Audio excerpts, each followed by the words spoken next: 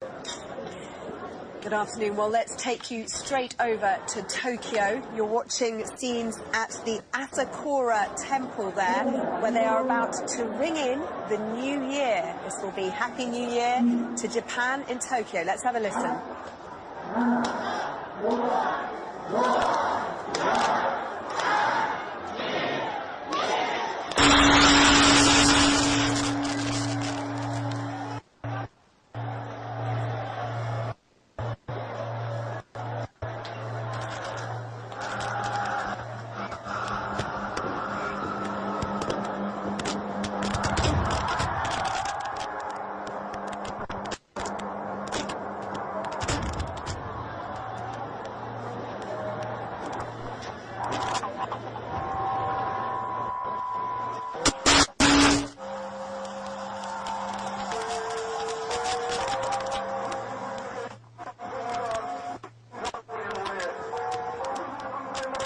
There you go, that was the night watch bell, the ear-splitting sound of that in Tokyo. It rings 108 times at temples all over Japan, symbolising a prosperous new year. You're also seeing pictures there on the right of the screen from Pyongyang. There you go, in full-frame glory.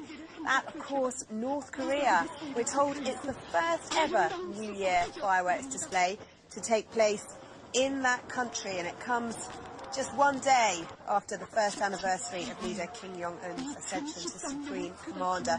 This will be year 102 on North Korean calendars there.